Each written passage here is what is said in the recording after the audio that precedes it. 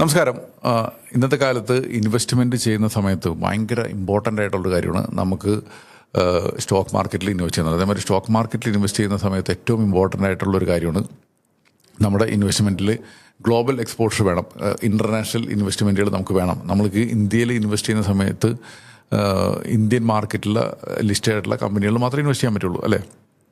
നമുക്ക് ഇന്ത്യയിൽ മാത്രം ഇൻവെസ്റ്റ് ചെയ്യുമ്പോൾ ഇന്ത്യൻ മാർക്കറ്റിൻ്റെ റിസ്ക് ഉണ്ട്, കറൻസി റിസ്ക് ഉണ്ട്. അപ്പോൾ ഇതിനെല്ലാത്തിനും ഹെഡ്ജ് ചെയ്യണമെന്നുണ്ടെങ്കിൽ നമുക്ക് എന്താണ്, ഡോളറിൽ ഇൻവെസ്റ്റ് ചെയ്യണതിൻ്റെ ബെനിഫിറ്റ് എടുക്കണം. ഇന്ത്യക്ക് പുറത്തുള്ള രാജ്യങ്ങളിൽ ഇൻവെസ്റ്റ് ചെയ്യണ കമ്പനികളുടെ ബെനിഫിറ്റ് എടുക്കണം. ഇതിനാണ് ശരിക്കും പറഞ്ഞാൽ ഒരു ഇൻ്റർനാഷണൽ ഇൻവെസ്റ്റ്മെൻറ്റിൻ്റെ ഇമ്പോർട്ടൻസ് പറഞ്ഞാൽ. നമുക്ക് മ്യൂച്വൽ ഫണ്ടിൽ കൂടെയൊക്കെ ഇൻവെസ്റ്റ് ചെയ്യുന്ന സമയത്ത് ഗ്ലോബൽ മാർക്കറ്റിൽ ഇൻവെസ്റ്റ് ചെയ്യണ മ്യൂച്വൽ ഫണ്ടുകൾ ഇന്ത്യയിൽ അവൈലബിൾ ആണ്. അപ്പോൾ ഇപ്പോൾ ഒത്തിരി ഫണ്ടുകൾ നമുക്ക് അവൈലബിൾ ആയിരുന്നു. പക്ഷേ ഇപ്പോഴത്തെ ഒരു സാഹചര്യത്തിൽ ഒട്ടുമിക്ക ഫണ്ടുകൾക്കും എത്ര ഈ നാട്ടിൽ നിന്ന് പുറത്ത് പോയിട്ട് ഇൻവെസ്റ്റ് ചെയ്യാന്നുള്ളതിൻ്റെ ലിമിറ്റ് കഴിഞ്ഞു. അപ്പോൾ ഇനി ആകെ ഒരു ഫണ്ട് എന്തോ അവൈലബിൾ ഉള്ളൂ, പുറത്ത് ഇൻവെസ്റ്റ് ചെയ്യണ ഫണ്ടുകൾ ഇന്ത്യയിൽ അവൈലബിൾ ആയിട്ടുള്ളത്. അപ്പോൾ ഈ ഫണ്ടിൽ മാത്രം ഇൻവെസ്റ്റ് ചെയ്യണം എന്നുള്ളത് ഒരു ചോദ്യം. ഇനി നമുക്ക് ഇനി ഇൻ്റർനാഷണൽ മാർക്കറ്റിൽ ഇൻവെസ്റ്റ് ചെയ്യാൻ വേറെ എന്താണ് ഓപ്ഷൻ എന്നുള്ളതും വലിയ ഒരു കാര്യം. അപ്പോൾ ഇന്ന് നമുക്ക് ഇന്ത്യയിലിരുന്നിട്ട് പുറം മാർക്കറ്റിൽ ഇൻവെസ്റ്റ് ചെയ്യാനുള്ള ഒത്തിരി ഓപ്ഷൻസ് നമുക്ക് അവൈലബിൾ ആണ്, മ്യൂച്വൽ ഫണ്ടും മാത്രമല്ലാതെ. അപ്പോൾ അതിൽ 1-2 ഓപ്ഷൻസാണ് ഇന്ന് പറയാൻ പോണത്. അതിൽ പ്രധാനപ്പെട്ട ഒരു ഓപ്ഷൻ എന്ന് വെച്ചാൽ, ഒന്ന്, നമുക്ക് ഇപ്പോൾ സ്റ്റോക്കുകളിലൊക്കെ ഇൻവെസ്റ്റ് ചെയ്യുക ഗ്ലോബൽ മാർക്കറ്റിൽ. അതിൽ LRS റൂട്ടിൽ കൂടെയൊക്കെ ഒത്തിരി ഇൻവെസ്റ്റ് ചെയ്യാനുള്ള ഓപ്ഷൻസ് നമുക്ക് ഉണ്ട്. ഒരു ഗവൺമെൻറ് തന്നിട്ടൊരു ലിമിറ്റാണ് ഇന്ത്യൻ റെസിഡൻസിന് പുറം നാട്ടിൽ ഇൻവെസ്റ്റ് ചെയ്യാനായിട്ട്. ഏകദേശം ഒരു കൊല്ലം ഒരു പാനിൽ നിന്ന് ഏകദേശം $2.5 ലക്ഷം വരെ നമുക്ക് ഇൻവെസ്റ്റ് ചെയ്യാം. അതിലൂടെ നമുക്കിപ്പോൾ ഒത്തിരി ഗ്ലോബൽ മാർക്കറ്റിൽ ഇൻവെസ്റ്റ് ചെയ്യുന്ന പ്ലാറ്റ്ഫോമുകളൊക്കെ ഉണ്ട്. അതിൽ കൂടെ ഇൻവെസ്റ്റ് ചെയ്യാനുള്ള ഓപ്ഷൻസ് നമുക്കുണ്ട്. അതിൽ ഇൻവെസ്റ്റ് ചെയ്യുമ്പോൾ നമുക്ക് തന്നെ ഷെയർ വാങ്ങാം, നമുക്ക് തന്നെ ഈവൻ സ്പ്ലിറ്റ് ഓഫ് ഷെയറൊക്കെ വാങ്ങാം. പുറത്തൊക്കെ ഇൻവെസ്റ്റ് ചെയ്യുന്ന ടൈമിൽ, അമേരിക്കയിലൊക്കെ ഇൻവെസ്റ്റ് ചെയ്യുന്ന ടൈമിൽ നമുക്ക് ഒരു ഷെയർ മൊത്തമായിട്ട് വാങ്ങണ്ട, ഒരു ചെറിയ നുള്ള് ആ ഷെയറിൻ്റെ സ്പ്ലിറ്റായിട്ട് വാങ്ങാനൊക്കെ ഉള്ള ഓപ്ഷൻസൊക്കെ നമുക്കുണ്ട്. അതേമാതിരി അവിടുത്തെ ETF വാങ്ങാം. ഇങ്ങനെയൊക്കെ ഓപ്ഷൻസ് നമുക്ക് ഉണ്ട്. അതിന് LRS റൂട്ട് ഉപയോഗിച്ചിട്ട് നമുക്ക് ചെയ്യാം. ഈ പറഞ്ഞ $2.5 ലക്ഷം വരെ നമുക്ക് ഇൻവെസ്റ്റ് ചെയ്യാം. അങ്ങനെ ഇൻവെസ്റ്റ് ചെയ്യുമ്പോൾ ഒരു ബുദ്ധിമുട്ടെന്ന് വെച്ചാൽ, ഷെയറിലൊക്കെ ഇൻവെസ്റ്റ് ചെയ്യുമ്പോൾ നമുക്ക് റിസർച്ച് കേപ്പബിലിറ്റി വേണം, നമുക്കത് മനസ്സിലാക്കിയിട്ട് ഇൻവെസ്റ്റ് ചെയ്യാനുള്ള കഴിവ് വേണം. ഇതാണ് ഒരു കാര്യം. ഇത് നല്ലതാണ്, അതേപോലെ അതിൻ്റേതായ റിസ്ക് നമുക്കുണ്ട്.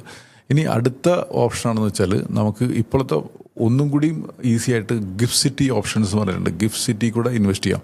ഇന്ത്യയിൽ തന്നെ ഉള്ളൊരു അഹമ്മദാബാദിലുള്ളൊരു പ്രദേശമാണ് ഗിഫ്റ്റ് സിറ്റി എന്ന് പറഞ്ഞിട്ട്. അത് ഗവൺമെൻറ് തന്നെ ഇനീഷ്യേറ്റീവാണ്. ഇപ്പോൾ ഇന്ത്യയിലത്തെ ഒരു ഫ്രീ സോൺ എന്ന് വേണമെങ്കിൽ പറയാം.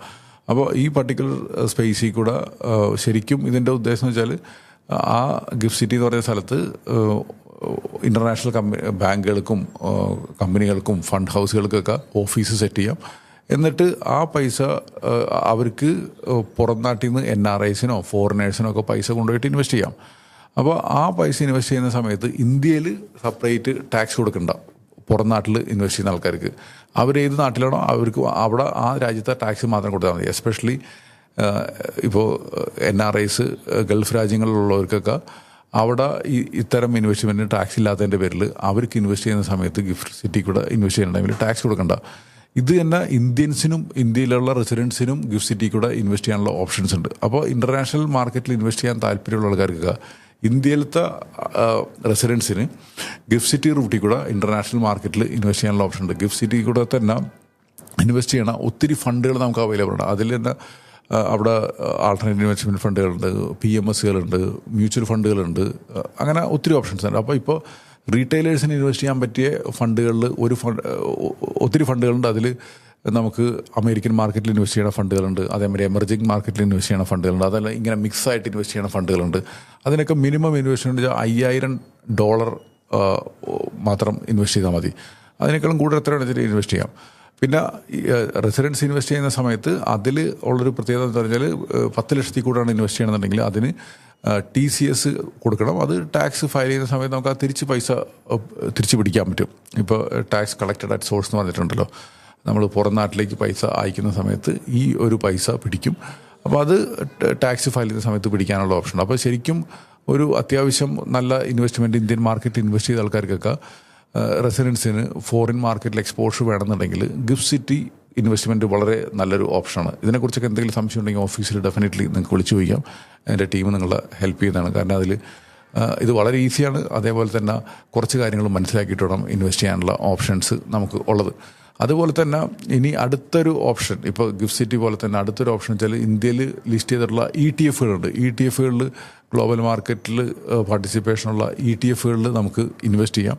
അതും ഇപ്പോൾ ഗ്ലോബൽ എക്സ്പോർട്സ് വേണം എന്ന് ആഗ്രഹിക്കുന്നവർക്ക് ഇപ്പോൾ അവൈലബിൾ ആയിട്ടുള്ള ഇൻവെസ്റ്റ്മെൻറ്റ് വെഹിക്കിൾ തന്നെയാണ്. അപ്പോൾ ഇന്ത്യയിൽ ഇരുന്നിട്ട് ഗ്ലോബൽ മാർക്കറ്റ് പാർട്ടിസിപ്പേഷൻ വേണമെന്നുണ്ടെങ്കിൽ നമുക്കുള്ള ഓപ്ഷനാണ് മ്യൂച്വൽ ഫണ്ട്. അതേമാതിരി LRS റൂട്ടിൽ കൂടെ ഇൻവെസ്റ്റ് ചെയ്യാം, ഗിഫ്റ്റ് സിറ്റി കൂടെ ഇൻവെസ്റ്റ് ചെയ്യാം, ETF ഇൻവെസ്റ്റ് ചെയ്യാം. അപ്പോൾ ഇപ്പോഴത്തെ അവൈലബിലിറ്റിയിൽ മ്യൂച്വൽ ഫണ്ട് ഇന്ത്യയിൽ ഇൻവെസ്റ്റ് ചെയ്യണത് എണ്ണങ്ങൾ കുറഞ്ഞിരിക്കുകയാണ്. ആകെ ഒരെണ്ണം മാത്രമേ അവൈലബിൾ ഉള്ളൂ. ബാക്കിയുള്ള ഓപ്ഷൻസാണ് ഈ LRSും ഗിഫ്റ്റ് സിറ്റിയും ETF ഓപ്ഷൻസ്. അപ്പോൾ ഇതും നമ്മുടെ ഇൻവെസ്റ്റ്മെൻറ്റ് പോർട്ട്ഫോളിയോയിൽ ഒരു സർട്ടൻ പോർഷൻ നമ്മൾ ഇൻവെസ്റ്റ് ചെയ്യണമെങ്കിൽ നല്ലതായിരിക്കും. അപ്പോൾ ഇതിനെക്കുറിച്ചൊക്കെ എന്തെങ്കിലും ക്വസ്റ്റ്യൻസ് ഉണ്ടെങ്കിൽ definitely you can contact us. എൻ്റെ ടീം നിങ്ങളെ ഹെൽപ്പ് ചെയ്യുന്നതായിരിക്കും.